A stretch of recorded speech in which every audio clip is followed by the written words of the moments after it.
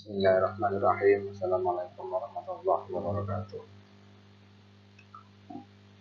Pada pertemuan kali ini, pada mata kuliah Sistem Informasi Manajemen Kesehatan, kita akan mendiskusikan tentang ragam pengembangan sistem informasi kesehatan. Pertemuan sebelumnya kemarin adalah membahas tentang sekilas tentang sistem informasi kesehatan. Di sana juga dibahas tentang definisi-definisi, kemudian berbagai nama dari pengembangan sistem informasi dan juga evaluasi sistem. Pada kali ini kita akan mendiskusikan tentang pengembangan sistem informasi kesehatan. Definisi dari metode pengembangan sistem informasi merupakan kumpulan prosedur, teknik, alat bantu, dan dokumentasi untuk membantu pengembang sistem dalam upaya mengimplementasikan sistem informasi baru. Metodologi ini terdiri dari fase yang terdiri dari subfase yang akan memandu pengembang sistem dalam memilih teknik yang mungkin sesuai pada setiap tahap proyek dan juga membantu mereka merencanakan, mengelola, mengendalikan, dan mengevaluasi proyek sistem informasi. Berikutnya adalah definisi lain. Pengembangan sistem didefinisikan sebagai menyusun suatu sistem yang baru untuk menggantikan sistem yang lama secara keseluruhan atau memperbaiki sistem yang ada. Misalnya, sistem surveillance tuberkulosis. Selama ini sudah ada sistem surveillance, tapi masih menggunakan sistem manual, misalnya menggunakan logbook, menggunakan buku. Kemudian diberilah penawaran pengembangan sistem surveillance menggunakan sistem informasi yang berbasis website misalnya, sehingga surveillance dapat dipantau secara real time atau dapat dipantau dari data yang dimasukkan. Alasan pengembangan sistem. Berbagai alasan pengembangan sistem dilakukan oleh para pengembang sistem. Tapi secara umum ada 3. Adanya permasalahan dari permasalahan yang ada, misalnya adanya ketidakberesan dari suatu sistem yang berjalan. Kedua, di dalamnya adalah permasalahan karena pertumbuhan organisasi. Organisasi itu misalnya pergantian pimpinan baru, pergantian konsep baru, dan lain sebagainya. Yang kedua lah untuk meraih kesempatan. Kesempatan di sini adalah dalam hal misalnya pada saat ini dan masa depan adalah ada revolusi industri 4.0 yang dimana harus diraih kesempatan agar orang dapat lebih mudah untuk mengambil keputusan misalnya. Yang ketiga, adanya instruksi dari pimpinan atau pemerintah, dan ini lazim dilakukan oleh para pengembang sistem, baik itu institusi pemerintahan atau non-government organization, institusi pendidikan termasuk fakultas, universitas, dan lain sebagainya. Ini adalah salah satu sumber di dalam perkuliahan kali ini.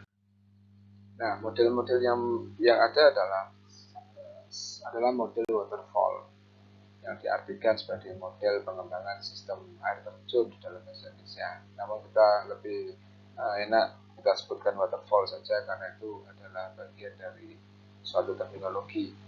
Model ini adalah salah satu yang termudah dari model metode pengembangan sistem yang berisi sejumlah aktivitas, persyaratan, desain, implementasi, verifikasi, dan pemeliharaan yang data bertahap, di mana setiap tahap harus selesai 100% baru boleh dilakukan berikutnya. Nah, ini juga ada dari definisi ini, karena namanya juga air terjun, maka air yang mengalir dari atas ke bawah itu tidak bisa lagi untuk melihat di atasnya lagi, karena sudah terlanjur terjun. Maka ada yang memberikan kritik, gitu ya. Misalnya HERS 2007 ini memberikan kritik bahwa tidak mungkin suatu proyek untuk menyelesaikan suatu tahap sepenuhnya dan dikoreksi sebelum melanjutkan ke tahap berikutnya.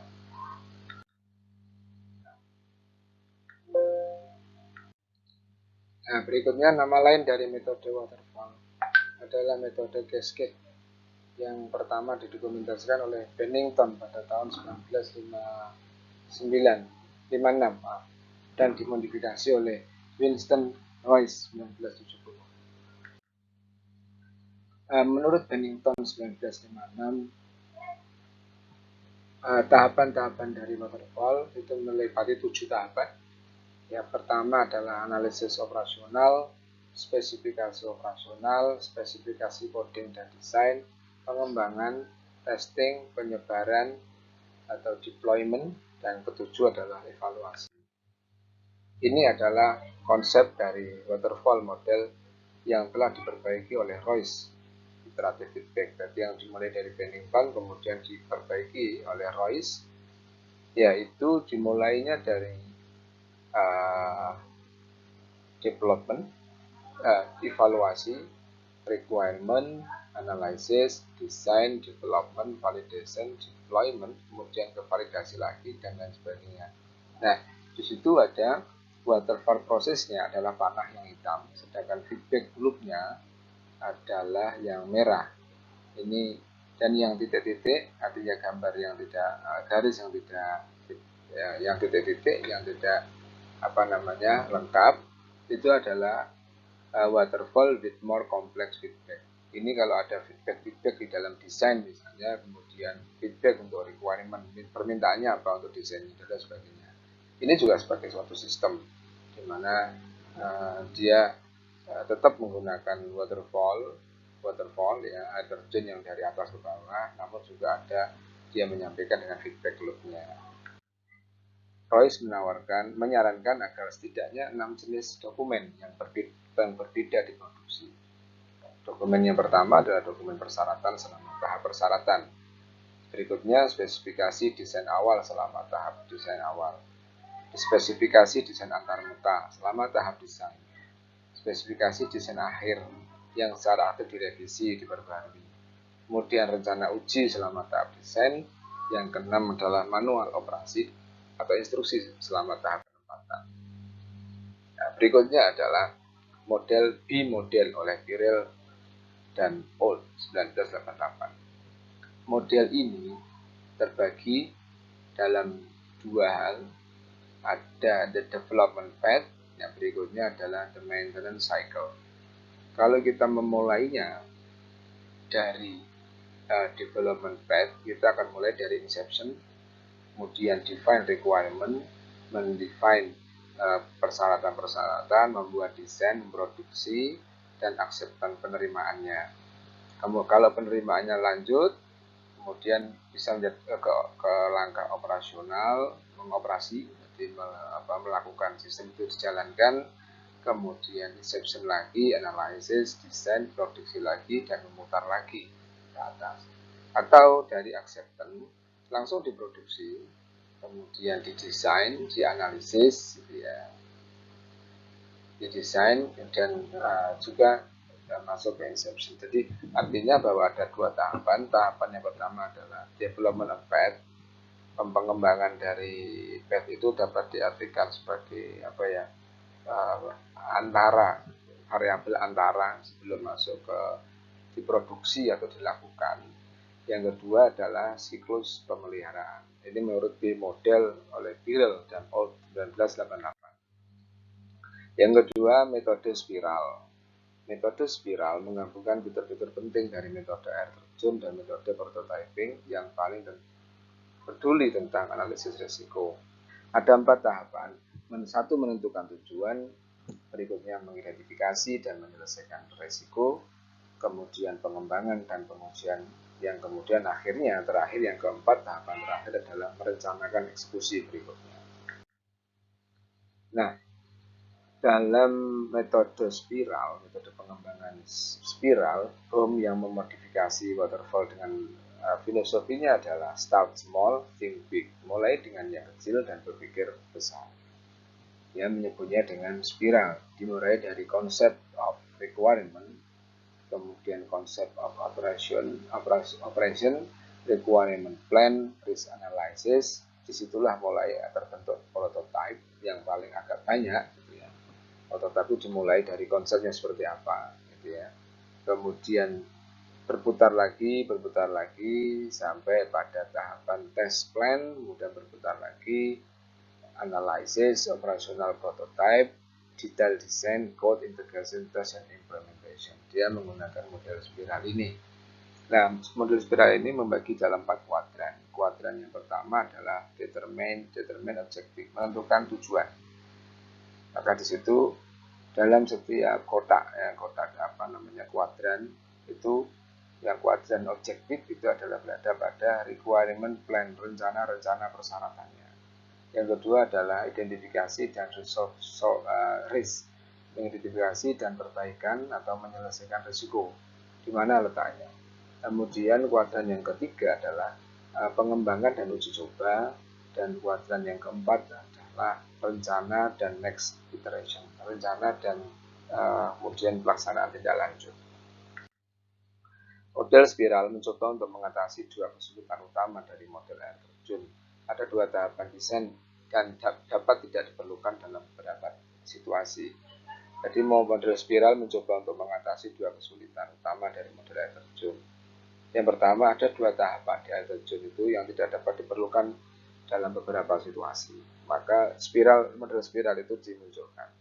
Yang kedua, pendekatan top-down perlu diperhalus dengan langkah melihat ke depan untuk memperhitungkan reusabilitas perangkat lunak atau identifikasi risiko dan masalah pada tahap awal. Nah, tentu meskipun dikatakan tadi yang model waterfall adalah pada satu tahapan 100% harus sudah fix, baru boleh dilanjutkan ke tahap berikutnya. Namun pada faktanya di dalam pengembangan suatu sistem atau pengembangan apapun, ya mengatakan bahwa itu fix 100% itu tidaklah mudah. Artinya masih membutuhkan kajian-kajian lagi. Penjelasan dari 4 kuadran dalam model yang pernah saya jelaskan tadi adalah menentukan tujuan, evaluasi identifikasi risiko, mengembangkan uji coba, dan merencanakan pengulangan ke depannya.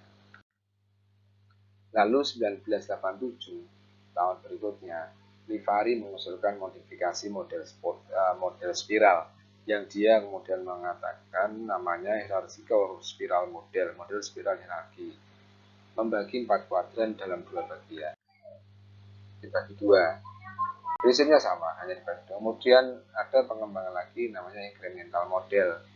Model incremental juga dikenal sebagai model air terjun iteratif, dapat dilihat sebagai representasi 3 dimensi dari model air terjun. Ini juga sama dengan mengkritisi dari model-model air terjun. Kekuatan dari model incremental adalah umpan balik dari iterasi sebelumnya dapat dimasukkan dalam iterasi saat ini. Ini mirip dengan metode modifikasi yang tadi kita bahas.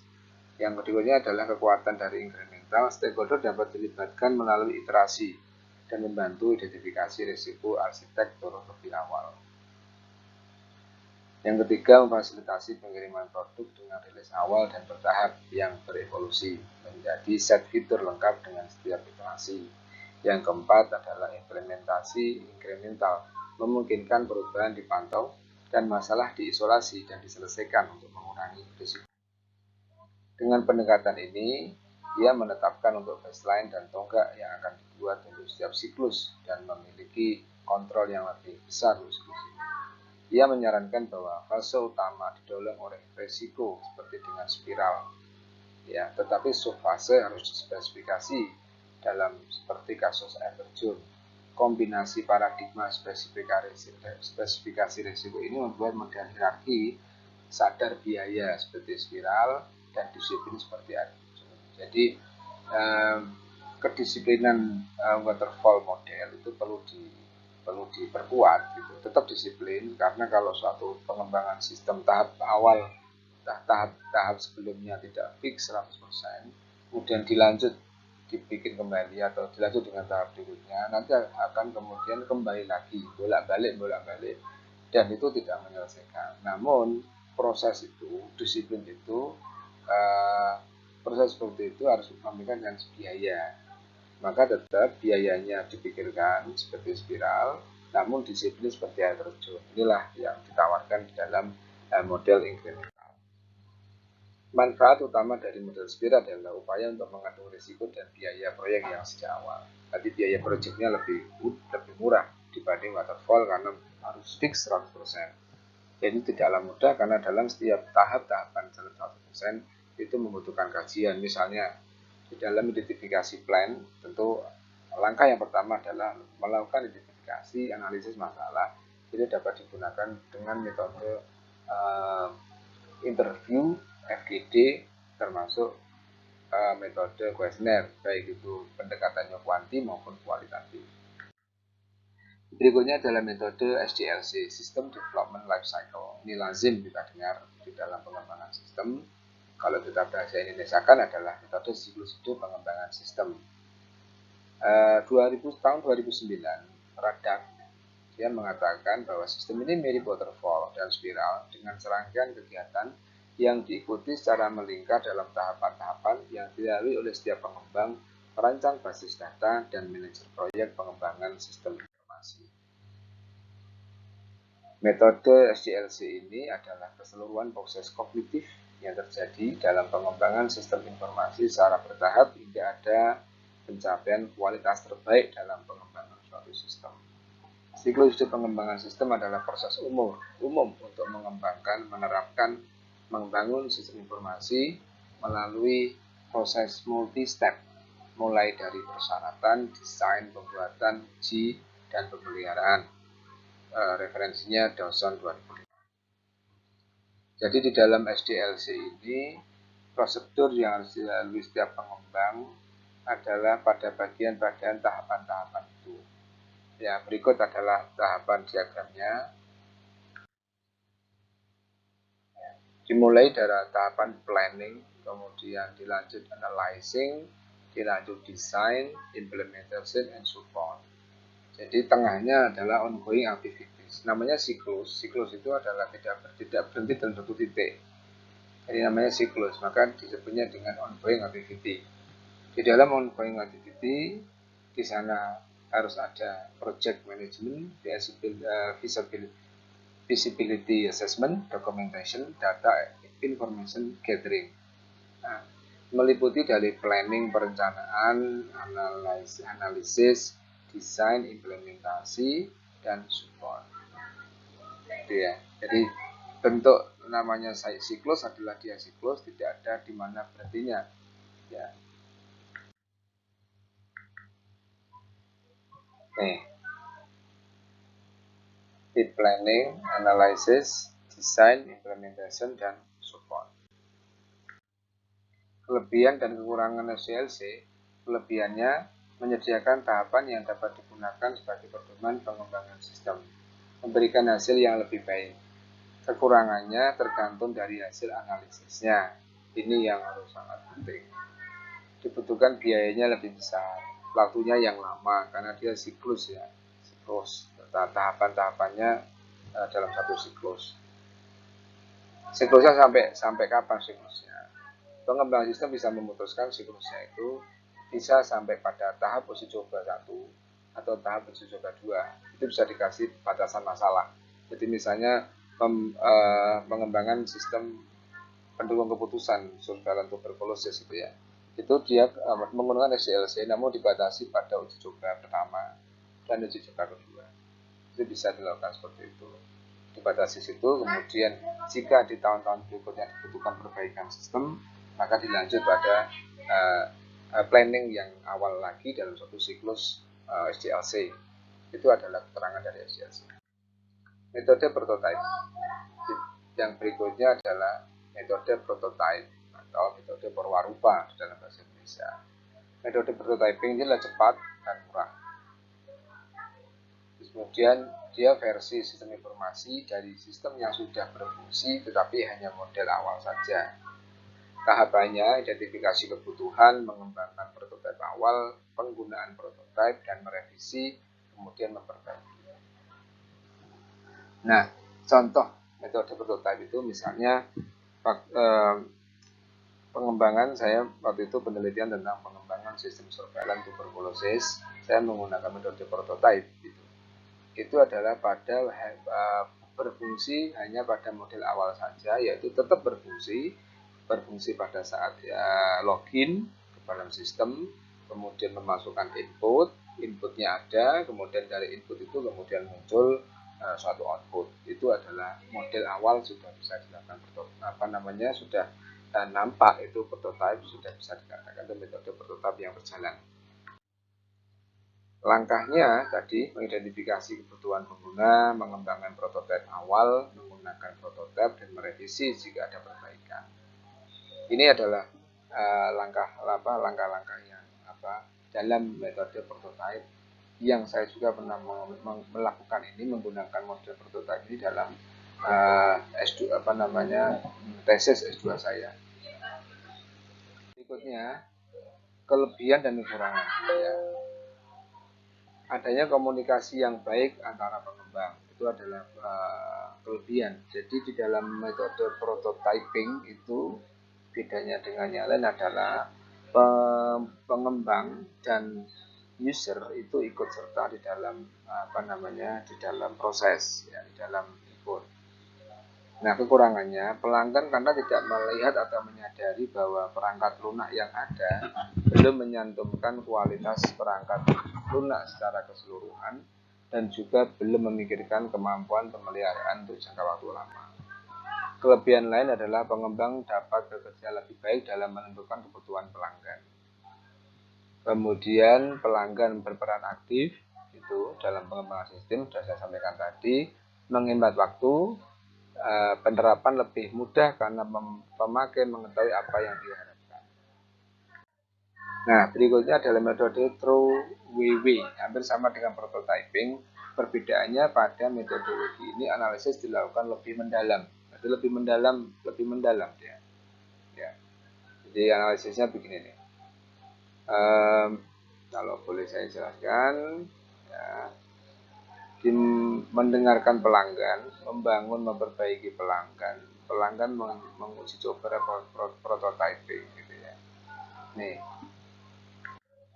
metode pengembangan lain adalah B model, ada yang bilang B model 91, kemudian Will Explore model, Unified Process model, Rapid Application model, Agile model, Learn methodology dan lain sebagainya. Namun tambahan 6 ini saya kira cukup untuk memberikan pengetahuan pada mahasiswa S1 Kesehatan Masyarakat di dalam teori-teori pengembangan model, khususnya dalam kerangka sistem informasi manajemen kesehatan.